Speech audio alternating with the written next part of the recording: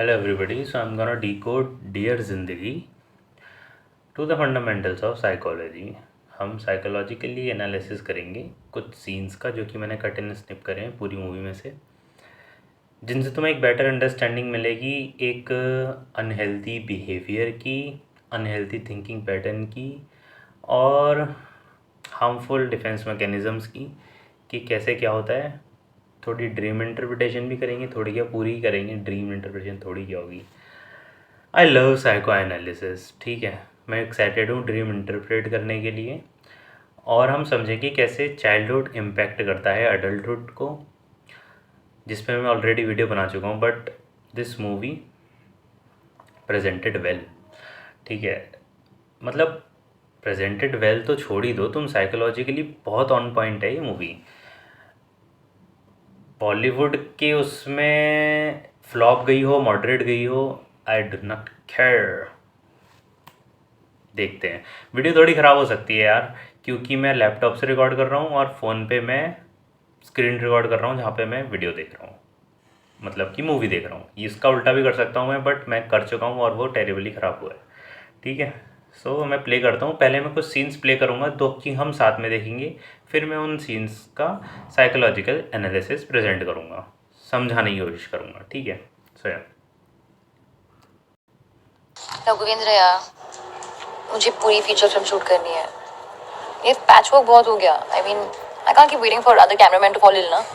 किसी को पता भी नहीं चलेगा कि ये सीन मैंने शूट किया है। मुझे पूरी फिल्म शूट करनी है, मेरी अपनी। बिल्कुल करोगी। तुम जैसी हॉट डीओपी के साथ कौन काम नहीं करना चाहेगा।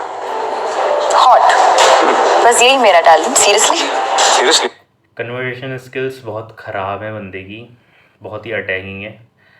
वो बात कर रही है अपने करियर की, अपने टैलेंट की। ये कह रहा है भाई फिजिकल अपीयरेंस पे कमेंट कर रहा है, बेसिकली बकवास। बट ये पर्टिकुलर सीन ये बताता है कि she is hyper sensitive towards criticism. इसे थोड़ा सा क्रिटिसाइज़ करेगा, और तो बहुत ख़राब क्रिटिसिज्म दिया है, mostly destructive in nature. But हाँ, इस सीन से ये डिपिक्ट होता है कि ये बहुत ही हाइपर सेंसिटिव है टुवर्ड्स क्रिटिसिज्म। कुछ स्पेसिफिक लोग ही हाइपर सेंसिटिविटी दिखाते हैं टुवर्ड्स क्रिटिसिज्म, जैसे कि नार्सिसिस्ट होते हैं जो पर्सनैलिटी में, ओसीडी जिनको होता है जो परफेक्शनिज्म परसू कर रहे होते हैं, या फिर जिनमें फियर ऑफ अबेंडनमेंट होता है कि कोई इतना क्रिटिसाइज ना कर दे, मेरे में कोई इतनी कमी ना निकाल दे कि वो मुझे अबेंडन ही कर दे, ठीक है। अब देखते हैं। बहुत टैलेंटेड हो तुम, ऑलरेडी इंडिपेंडेंट एड शूट कर रही हो, अच्छे खासे पैसे कमा रही हो। फाइन, मुझे फिल्म शूट करनी है। You will soon. And you're so young. I mean, 0 number का तो चश्मा पहनती हो ताकि बड़ी लग सको। एक्सक्यूज मी, अगर एक्ट्रेसेस इतने यंग उम्र में अपने पीक पे हो सकती है, then why not technicians? Tell me. Have you heard of the word patience? No, I haven't. Tell me about patience.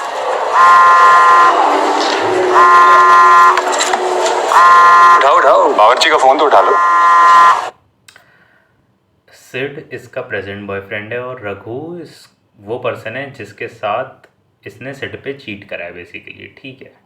She slept with him, ऐसा ये बोलती है आगे मूवी में। नहीं, if you want, I can just go and come back. पहले तो वो बावर्ची नहीं है, रेस्टोरेंट का मालिक है। बावर्ची भी नहीं है। अच्छा मुझे एक बात बताओ, तुम्हारा ये आइडिया था ना वो शूट का, girl with guy checking out other guy और इंस्पायर्ड फ्रॉम लाइफ।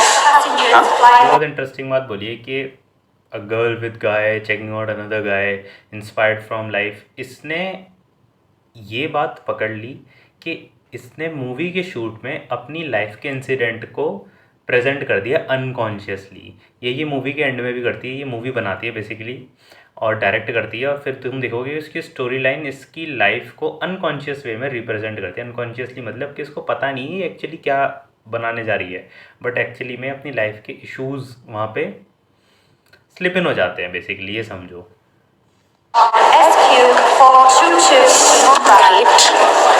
अच्छा सुनो कह रहा, तुम मेरी सीट ले लो, I'll sit on yours. मैं इकोनॉमी में बैठ सकती हूँ, सैक्रिफाइस करने की कोई ज़रूरत नहीं है। वैसे भी तुम्हारी टांगे इकोनॉमी में फिट नहीं होगी। It is true. It is very true. हाँ मॉम, it was good. अभी हमने ये देखा है कि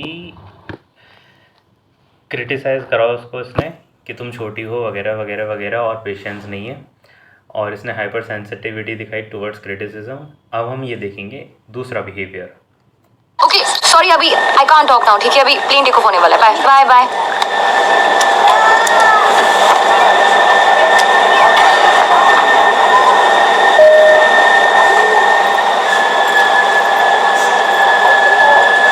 देखो इसके बाद सिड का मैसेज आया, ये परेशान है क्योंकि ये चीट कर रही है, लेकिन इसने प्रॉब्लम कन्फ्लिक्ट से डील करने की बजाय, ठीक है, करेगी क्या ये देखो।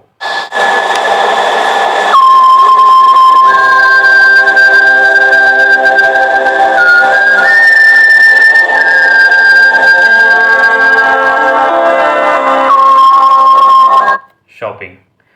शॉपिंग ये इसने जो करी है इसे बोलते हैं compulsive shopping. Basically endorphin triggers के लिए तुम शॉपिंग करते हो जब किसी कन्फ्लिक्ट प्रॉब्लम में फंस जाते हो, या कह लो कोई डिप्रेसिव मूड में आ जाते हो, तो आप रैंडम शॉपिंग करते हो ताकि एंडोर्फिन हिट मिले, एक टेम्पररी प्लेजर मिले, और तुम्हें ऐसा लगे कि प्रॉब्लम से तुम एस्केप कर चुकी हो। एस्केपिज्म बहुत है इस मूवी में, इसके अंदर, ठीक है।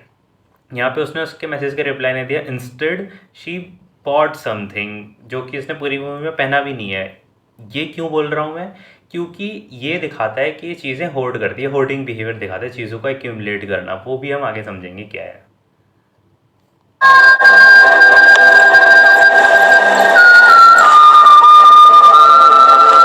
दीदी फ्लाइट कैसी थी?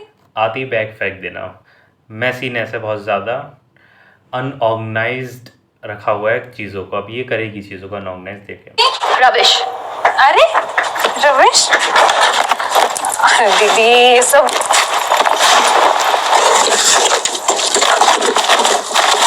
दीदी, मम्मी का ऑलरेडी 3 बार फोन आ चुका है।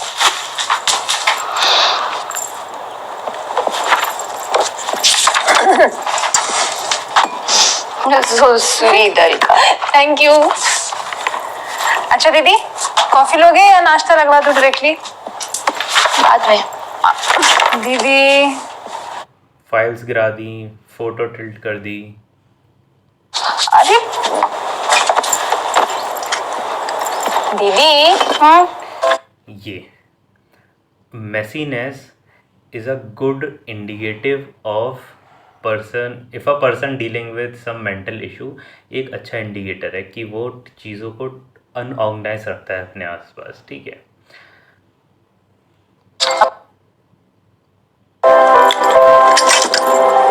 अब सब ठीक है। I love you. सिर्फ इस बार तुम्हारे लिए, और नेक्स्ट टाइम मैं भी आऊंगा तुम्हारे साथ शूट पे, तुम्हारा केटर बन के। क्या कहती हो? Hey. I slept with Raghavendra.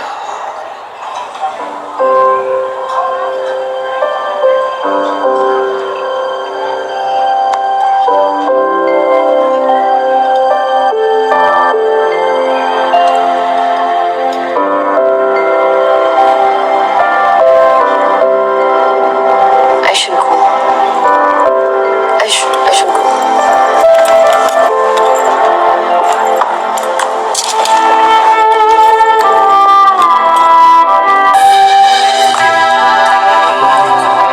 कि बहुत ही सीरियस सीन था मूवी का, शी कन्फ्रंटेड, बट उसके बावजूद भी ये रोती नहीं है, बहुत ही तगड़े एस्केपिज्म में जाती है और डिनाइल में जाती है कि वो everything is fine.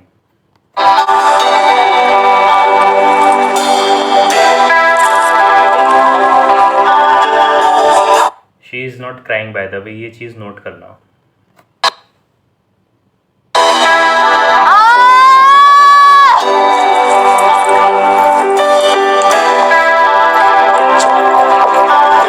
What are you doing? What are you doing?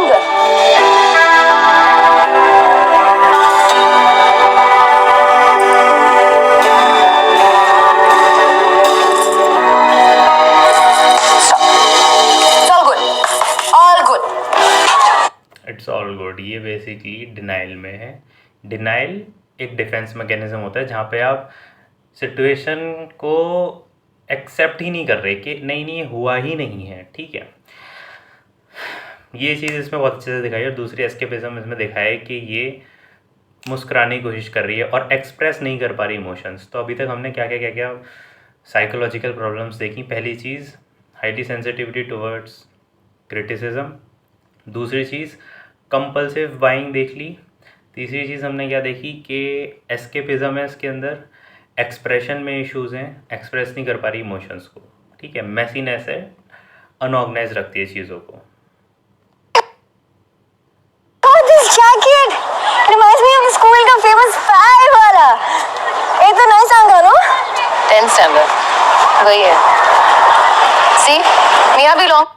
ये चीज़ इसने बोला है कि मेरी 10th स्टैंडर्ड की जैकेट है। इसे बोलते हैं होर्ड करना चीज़ों को, मतलब अपनी बिलोंगिंग से बहुत ज़्यादा कनेक्टेड रहना। ऐसा कब होता है? देखो, कंपल्सिव बाइंग है मतलब कि अननेसेसरी चीज़ें खरीदती है, अननेसेसरी चीज़ें रखती है संभाल के। होर्डिंग बिहेवियर उन लोगों में देखा जाता है जो कि लोनलीनेस से सफ़र कर रहे हो, those who had some loss in past, जिनका चाइल्डहुड ट्रॉमेटिक रहा हो, जिन्होंने बहुत अबेंडनमेंट देखी हो कि छोड़ दिया बस ऐसे और जिन्होंने ये फील करा हो कि लोग उनकी केयर नहीं करते। तो बेसिकली वो अपनी बिलोंगिंग से और ज़्यादा कनेक्शन ढूंढने की कोशिश करते हैं। और एक और इम्पॉर्टेंट चीज़ कि वो अपनी आसपास इतनी सारी चीज़ें इकट्ठी कर लेते हैं कि उन्हें कांस्टेंट डिस्ट्रैक्शन में रखें अपने आप को एंजाइटी से बेसिकली।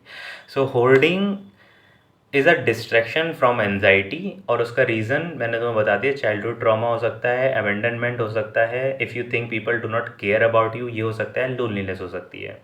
और यहाँ पे एक डायलॉग भी बोलेगी, ध्यान से सुनना।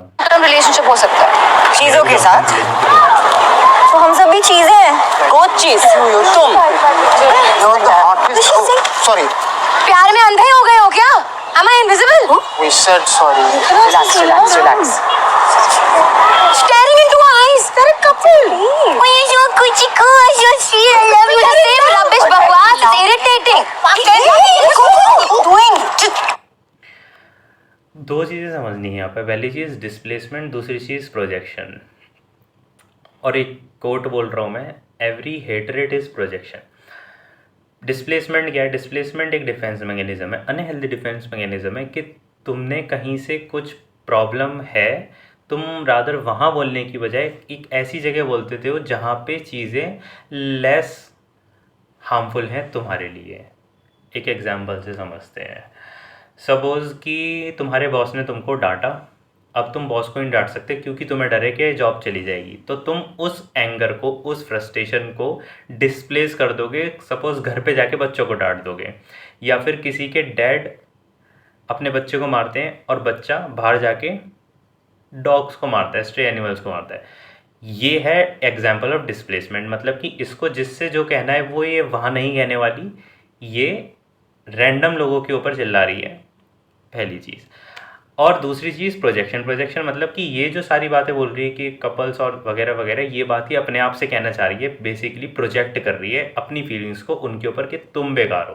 प्रोजेक्शन ऐसा होता है कि सपोज़ आई हेट समवन, तो मैं ऐसे बोलूँगा नहीं नहीं मैं नहीं हेट करता, क्योंकि मैं हेट करूँगा तो मैं सोशली अनएक्सेप्टेबल है ना हेट, तो मैं ख़राब बन जाऊँगा। तो मैं बोलूँगा मुझे लगता है भाई ये पर्सन मुझे हेट करता है बहुत ज़ोर से, ठीक है। ये होता है projection.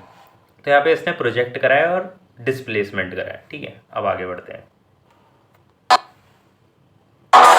Stupid. Sorry. Hate couples. Anyway, you were saying. Yeah, so I was saying that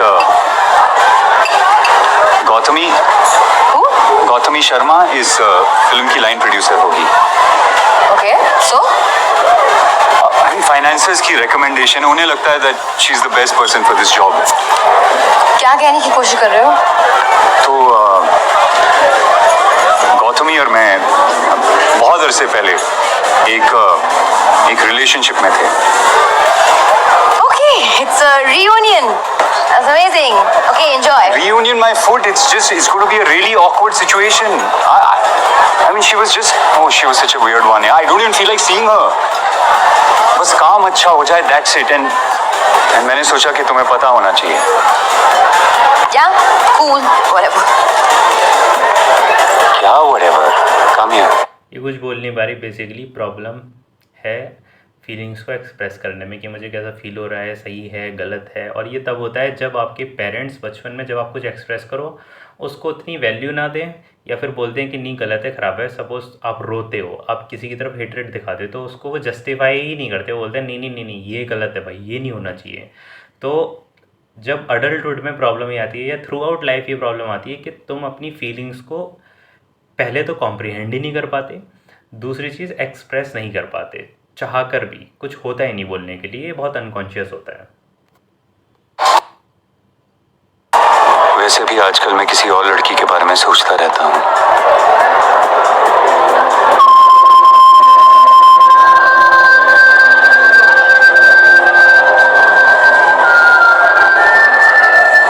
I think it's time that we got serious about each other. I think it's time that you go. तुम्हें flight miss करना है क्या?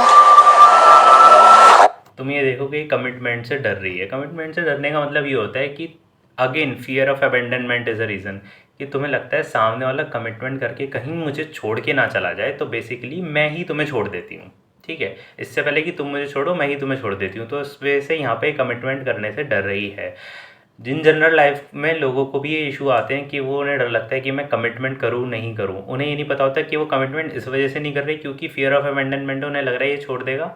इस just कि उनको लगता है ऐसा कि नहीं करना चाहिए, क्योंकि ये फियर बहुत ही अनकॉन्शियस नेचर में होता है, ये कॉन्शियसली स्ट्राइक नहीं होता दिमाग में कि ये मुझे फियर ऑफ अबेंडनमेंट के थ्रू हो रही है चीज़ें, ठीक है। तो आगे देखते हैं। आई एम सीरियस, मैं मजाक नहीं कर रहा। We really should.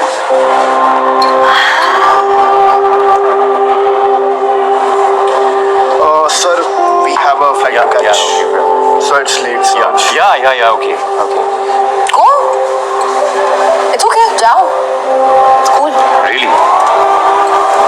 तुम्हें और कुछ नहीं कहना? नहीं. सी यहाँ पे ये चीज़ इसने मेंशन कर दी, इसने उसको लगा के कन्वर्सेशन में कुछ अनसेड रह रहा है, तो उसने पूछा कि तुम्हें और कुछ नहीं कहना, इसने बोला नहीं। वो यही प्रॉब्लम है, ये एक्सप्रेस नहीं कर पाती अपने आप को। अभी के लिए बस इतना ही। चलो बाय।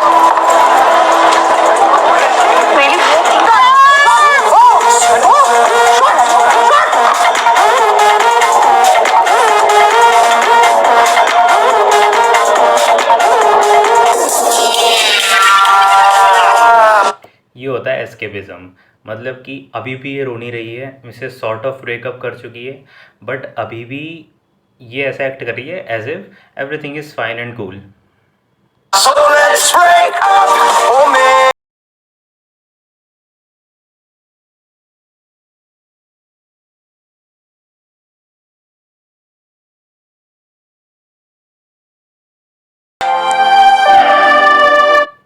ये है सीन। अब ये देखो इसको टेक्स्ट कर रही है,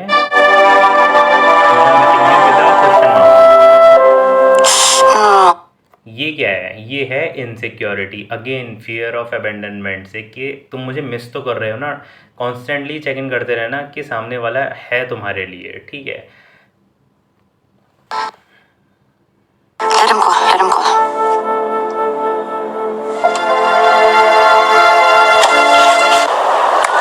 अनसेफ फील कर रही है रिलेशनशिप में। रिलेशनशिप कहनी भी नहीं चाहिए वैसे जो भी इन दोनों के बीच में प्रॉपर्ली। आगे देखते हैं। फोन है?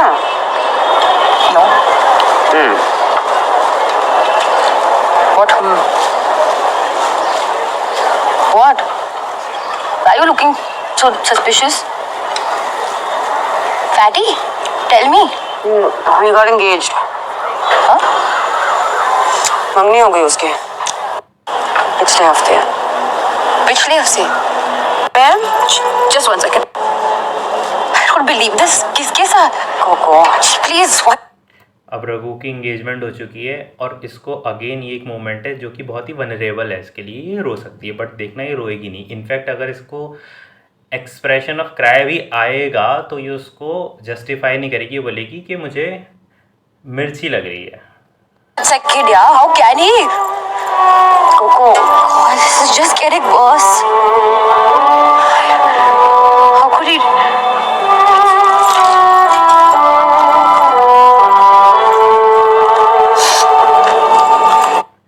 After this single drop of it, चलो वो सब छोड़ो, हाँ सिंगल ड्रॉप है आई मीन टू से कि मतलब single drop of tear is not there even after doing this, कि भाई ये है तुम, मैं ये बार बार चीज़ इस वजह से मेंशन कर रहा हूँ क्योंकि आगे चल के हम देखेंगे कि रोने लगती है।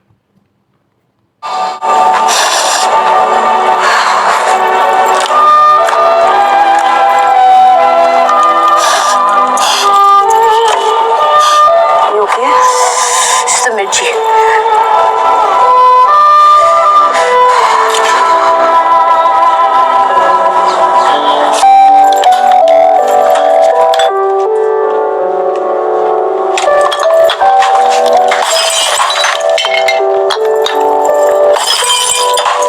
ये है डिस्प्लेसमेंट। अगेन मैंने बताया कि जहाँ पे तुम्हें गुस्सा निकालना है उसकी जगह किसी ऐसी जगह निकाल देना जो कि मे बी तुम्हारे को इतना हार्मफुल नहीं लगता, या तुम्हें लगता है कि यहाँ पे तो रिटेलिएट करने का कोई सीन ही नहीं है।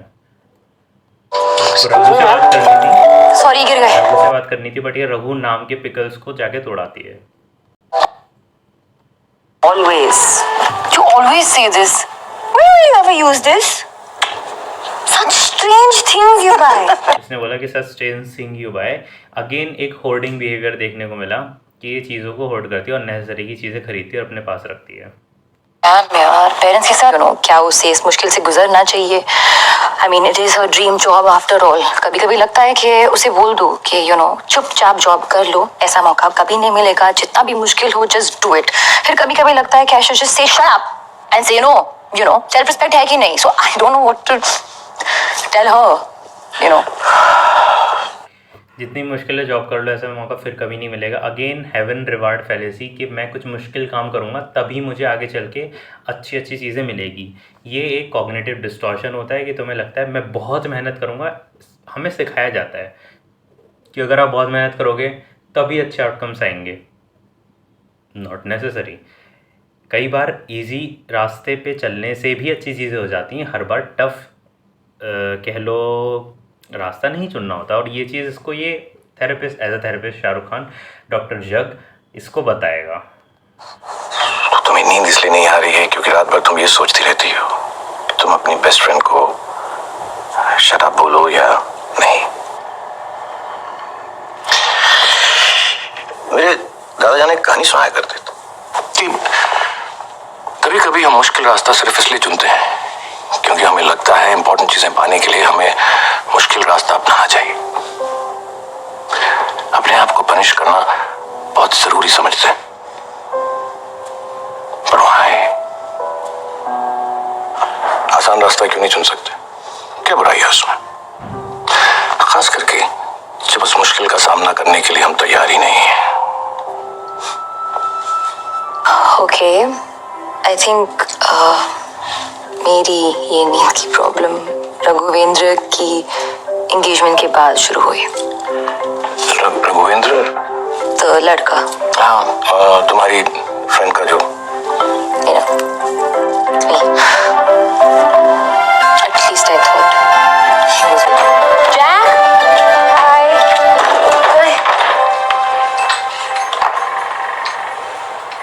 What are you doing here? What are you doing here? हाँ मेरे फोन कॉल्स नहीं आंसर करती, बिना बताए यहाँ पर शिफ्ट हो गई हो। Just get out. I don't want to do this. First therapy के बाद इसने कन्फ्रंट करा, ये प्रोग्रेस दिखाई है इसके अंदर। और दूसरी चीज़ कि इससे बोलेगी कि यहाँ से निकल जाओ। अब क्योंकि इसने कन्फ्रंट कर दिया है, बेसिकली ये जाती है एक इशू लेके डॉक्टर जग के पास कि मुझे इंसोमनिया है, बिकॉज रघु के साथ ये सीन हो गया है। बट द प्रॉब्लम इज़ कि इंसोमनिया है क्योंकि रघु के साथ ऐसा हो गया है। रघु के साथ एट दी फर्स्ट प्लेस ही आई ही क्यों, इसका रूट कॉज कुछ और है, ठीक है, वो हम आगे समझेंगे। तो क्या बात है कि इसने यहाँ पे कन्फर्म कर दिया कि तुम यहाँ से चले जाओ, और ये अब इसको लगेगा कि मैं बढ़िया सो जाऊंगी, जो कि ये सो भी जाती है। What you doing? Get out! Get out!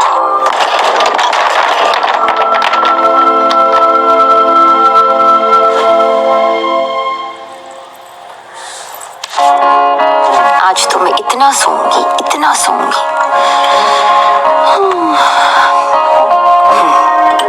इतना सोऊंगी।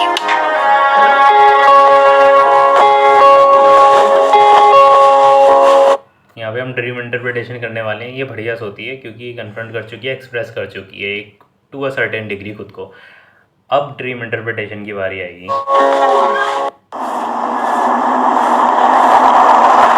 ड्रीम इंटरप्रेट करने से पहले मैं तुम्हें ये बता दूं कि ड्रीम्स के बहुत सारे नेचर हो सकते हैं। हो सकता है वो पास्ट को रिप्रेजेंट कर रहा हो, प्रेजेंट को कर रहा हो, फ्यूचर को कर रहा हो। इसके अलावा जो भी ड्रीम में दिख रहा है वो तुम खुद भी हो सकते हो। मतलब हो सकता है तुम्हारा ही कोई पार्ट ऑफ सेल्फ मौसम बना हुआ है, काला मौसम है, मतलब कि कोई डार्क पार्ट ऑफ सेल्फ है। ठीक है, बहुत सारे परम्यूटेशंस एंड कॉम्बिनेशंस हो सकते हैं ड्रीम के अंदर, तुम्हारे ही अंदर से। मतलब तुम्हें लग रहा है कि सामने वाला पर्सन तुम्हारा फ्रेंड है, बट हो सकता है वो तुम्हारी ही पर्सनैलिटी का कोई पार्ट हो जो कि तुम्हारे फ्रेंड बन के तुम्हारे सामने रिप्रेजेंट हुआ है इन ड्रीम्स। तो ड्रीम्स में चीज़ें बहुत ही कॉम्प्लिकेटेड होती हैं और बहुत ही इंटरेस्टिंग है इंटरप्रेट करना। 2-3 तरीके से ड्रीम इंटरप्रेट हो सकता है। पहला है कि हम फ्लूइड की एनालॉजी से ड्रीम इंटरप्रेट करें, साइको एनालिसिस में ही आ जाता है फ्लूइड भी। दूसरा है कार्ल यूंग की। I prefer Carl Jung over Freud. उसके रीजंस बहुत सारे हैं, बट हाँ ये है। अब ड्रीम इंटरप्रेट करते हैं।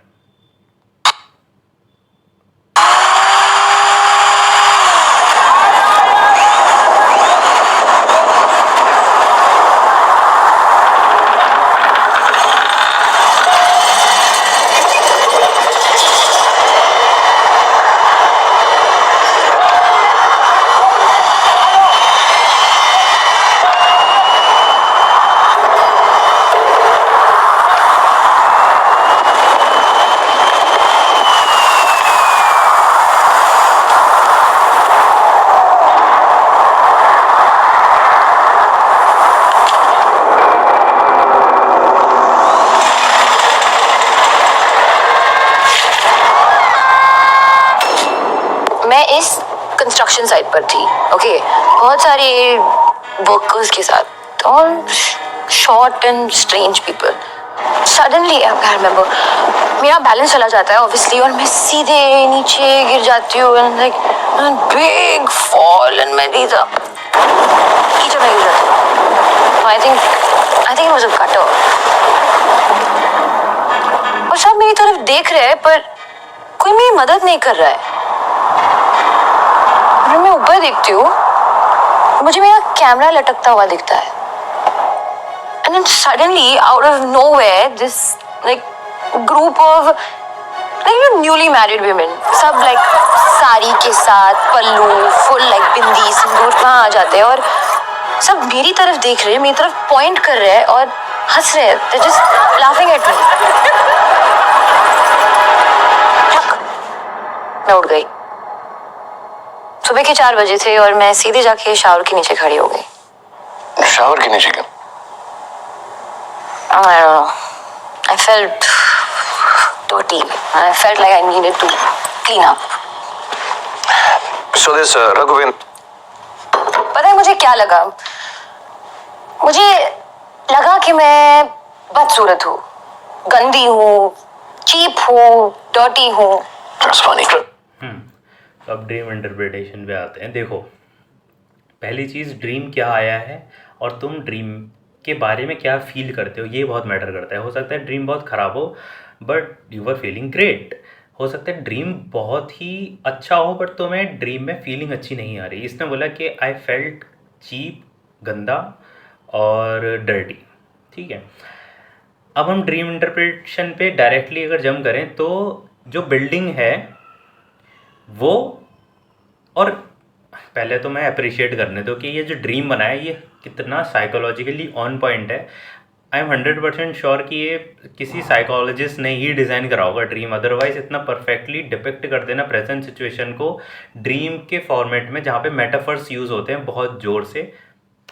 ग्रेट भाई, ठीक है। तो हाँ, जो अंडर कंस्ट्रक्शन बिल्डिंग थी जहाँ पे ये पहुँची हुई थी वो इसकी रिलेशनशिप है जो रघु के साथ, क्योंकि ये 7th फ्लोर है, इसका मतलब ये वहाँ पहुँची हुई है, इसको वहाँ का एड्रेस पता है, बट ये रिलेशनशिप के अंदर क्लूलेस है। वो बिल्डिंग अभी भी अंडर कंस्ट्रक्शन है बिकॉज वो रिलेशनशिप कोई फुलफिल्ड और अच्छे एंड में नहीं पहुँचने वाली है। ठीक है, ये बिल्डिंग से गिर जाती है क्योंकि इसने एक मतलब लास्ट इवनिंग को ही, लास्ट नाइट ही रघुवेंद्र से सॉर्ट ऑफ ब्रेकअप ही कर दिया था, उसे बाहर भेज दिया था कि भाई तुम जाओ। तो ये बिल्डिंग से इस वजह से गिरती है कि हाँ रघुवेंद्र से अब ये हो चुका है, डन हो चुका है सीन। ठीक है, स्लिप करती है, फिर नीचे गिरती है कीचड़ में, और ये देखती है कि उसका कैमरा लटका हुआ है वहाँ पे बिल्डिंग पे कैमरा इस वजह से लटका हुआ था क्योंकि रघुवेंद्र प्रोड्यूसर था और वो इसे एक काम ऑफर करने वाला था कि न्यूयॉर्क में, ठीक है। इस वजह से उसका कह लो करियर वहाँ पे लटका हुआ है रघुवेंद्र के पास, जहाँ पे बोल भी रही थी एक थेरेपी सेशन में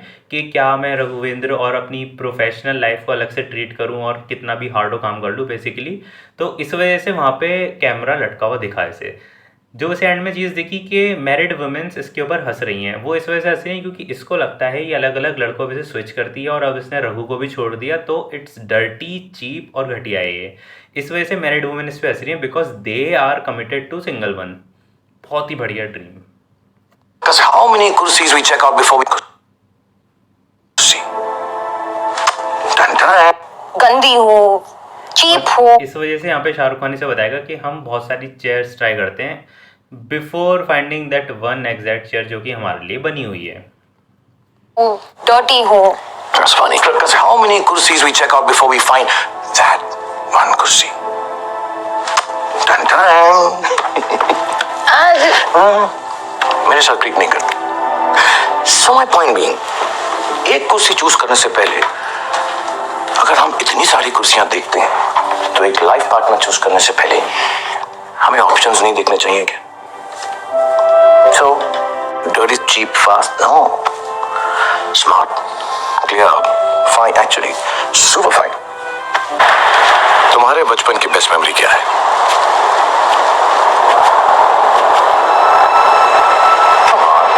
कुछ तो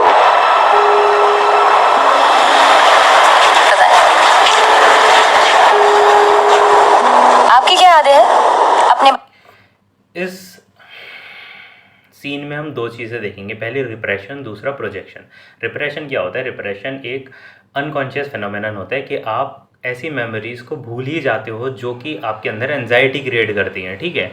तो अब यहाँ पे इसने रिप्रेशन करा, दूसरा इसने करा प्रोजेक्शन। प्रोजेक्शन इसने कैसे करा कि ये क्वेश्चन इसको एक्चुअली खुद से पूछना है कि मेरी क्या मेमोरीज़ हैं, बट ये क्वेश्चन ये यहाँ पे शाहरुख खान से पूछती है, अपने थेरेपिस्ट से पूछती है कि आपकी क्या मेमोरीज़ हैं, वो है प्रोजेक्शन। तो पहले क्या रिप्रेशन, जहाँ पे इसने पूछा कि अपनी चाइल्डहुड की हैप्पी मेमोरीज़ बताओ, बट ये बता नहीं पा रही।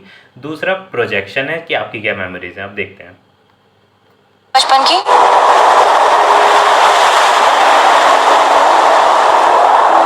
मेरे डैड हर संडे मुझे यहाँ लाया करते थे।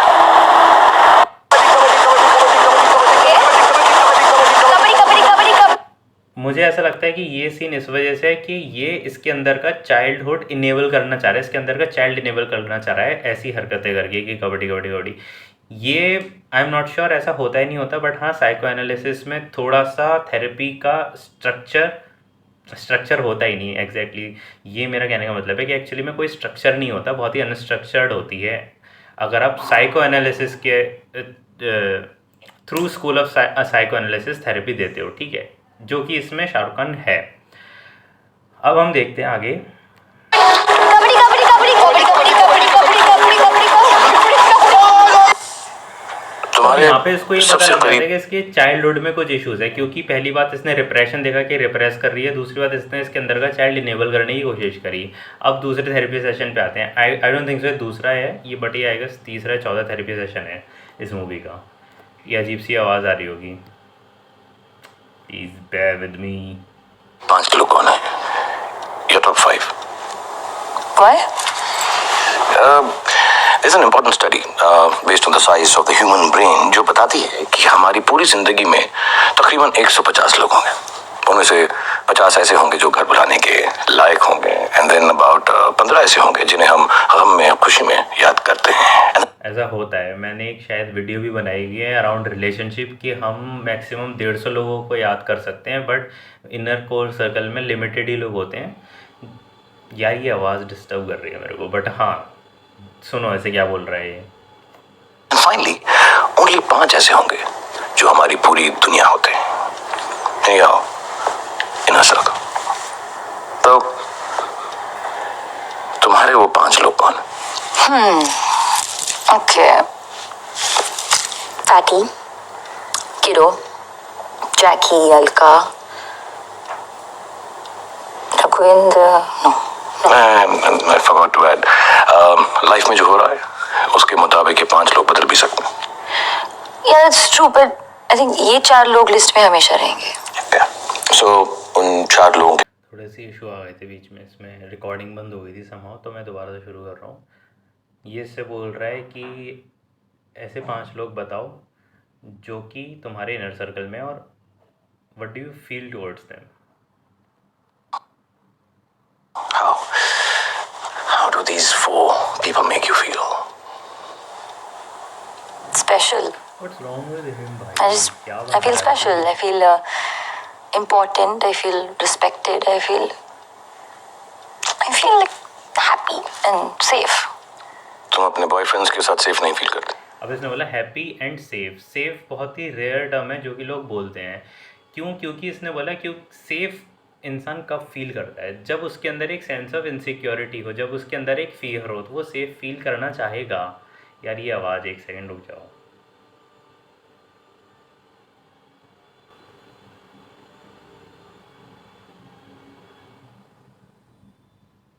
ग्राइंड कर रहा है अपनी लाइफ में भाई बहुत ज़ोर से बंदा. मैं ये कहना चाह रहा हूँ कि इसने बोला कि आई फील सेफ. सेफ एक ऐसा टर्म है जो कि ये दिखाता है कि इसके अंदर कोई तो फियर है, कोई तो इनसिक्योरिटी है, या फिर इसको किसी चीज़ से डर लगता है जो कि इन 4 लोगों में इसको नहीं लगता. अगेन फियर ऑफ अबेंडनमेंट कह सकते हो, क्योंकि इसको डर लगता है बाकी लोग इसे छोड़ देंगे, इसलिए ये पहले ही उन्हें छोड़ देती है. इन 4 लोगों के साथ इसे सेफ फील होता है, तो इनके साथ ऐसा फियर ऑफ अबेंडनमेंट वाली चीज़ नहीं आती. इस वजह से इसने वर्ड यूज़ करा सेफ. No. सेफ फील करती हूँ, पर अपने बॉयफ्रेंड्स के साथ सेफ नहीं फील करते? अभी एक्सप्लेन नहीं कर पाई कि इसने सेफ क्यों बोला. यही होता है unconscious representation. no. Safe feel करती हूँ, पर I don't know. It's not that. Friends के साथ जब तुम किसी लड़के को चाहती हो, उसे पसंद करती हो,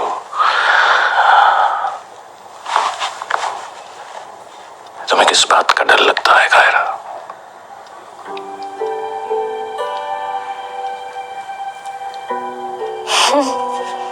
सी इसने पूछ ही लिया कि तुम्हें किस बात का डर लगता है. समझ गया ये कि चाइल्डहुड से चीज़ चे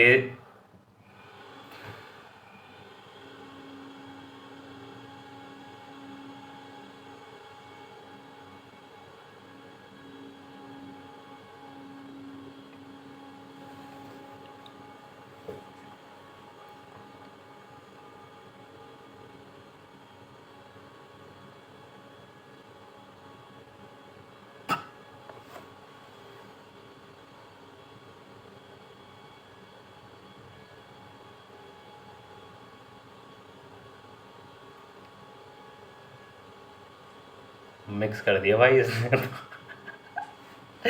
इसने कुछ मिक्स कर दिया है भाई आज बहुत ज़ोर से.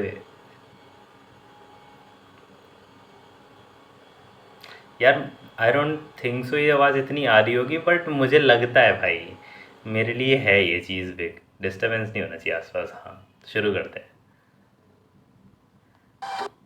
तो इसमें बेसिकली ये समझ गया कि जो प्रॉब्लम है वो कहीं चाइल्डहुड से है. दूसरी चीज़ प्रॉब्लम अराउंड सेफ्टी और इनसिक्योरिटी, इन सब चीज़ों के अराउंड है, या किसी फियर के अराउंड है. ठीक है, अब आगे देखते हैं.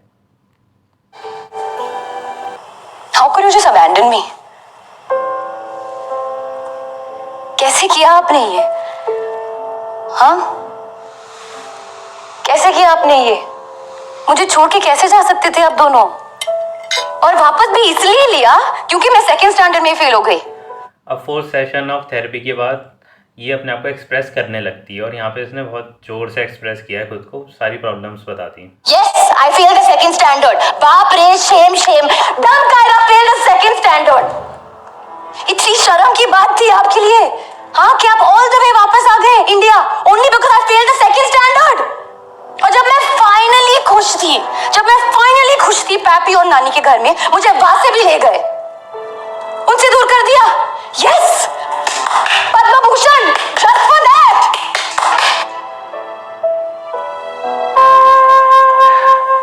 You know, बचपन में जब रोना आता है तो बड़े कहते हैं आंसू पूंछो, हंसो. जब गुस्सा आता है बड़े कहते हैं क्यों स्माइल, यू नो व्हाई, क्यों? ताकि घर की शांति बनी रहे। नफरत करना चाहते हैं तो इजाजत नहीं दी। तब जब हम प्यार करना चाहते हैं तो पता चलता है ये सारा इमोशनल सिस्टम ही गड़बड़ा गया है, काम नहीं कर रहा है, इट कैन नॉट फंक्शन।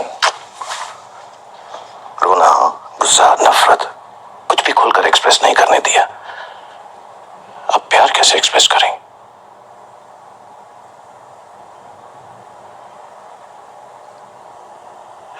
सो कभी कभी अपने बड़ों से, अपने पेरेंट्स से गुस्सा होना। इसने वही चीज़ बताई है कि एक्सप्रेशन में प्रॉब्लम आ सकती है जब बचपन में आपको कुछ इमोशंस जो कि सोशली ख़राब माने जाते हैं, कि हेट्रेड हो गया, गुस्सा करना हो गया, एंगर हो गया या रोना हो गया, इनको सप्रेस करा जाता है कि नहीं ये नहीं करना, या फिर इन्हें इनफ वैल्यू नहीं दी जाती, या फिर इनफैक्ट अटेंशन भी नहीं दी जाती।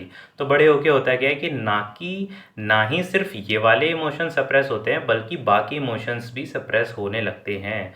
मतलब ऐसा नहीं हो सकता कि तुम रोना, हेट्रेड, एंगर को सप्रेस कर लो बट प्यार, लव, कंपैशन इनको एक्सप्रेस कर लो नहीं। अगर ये सप्रेस करोगे तो ये भी सप्रेस होगे। मतलब कि इसमें एक डायलॉग है, जब तक खुल के रो नहीं सकते तब तक खुल के हंसोगे कैसे, जो कि बहुत परफेक्ट डायलॉग है। और मतलब वो डायलॉग भी नहीं है, वो एक फैक्ट है, ट्रुथ है।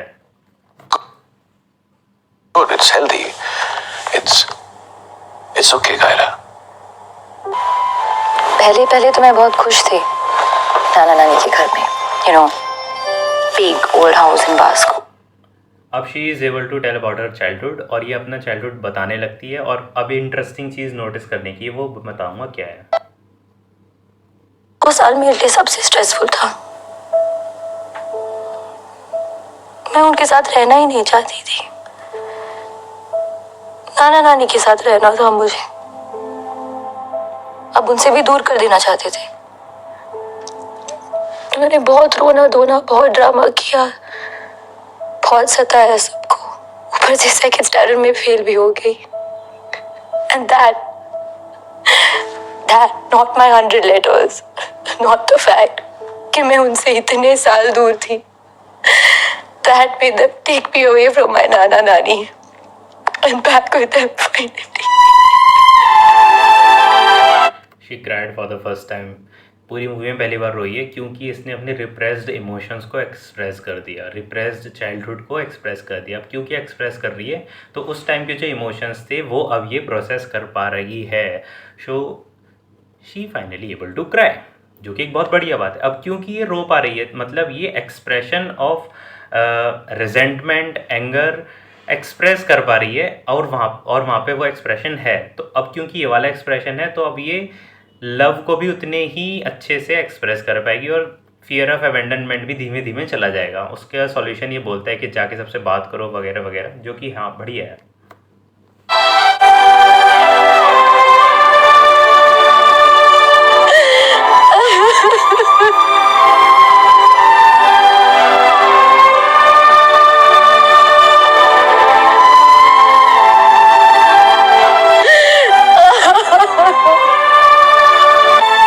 तुम अगर खुल के रो नहीं सकोगे तो खुलकर हंस कैसे सकोगे?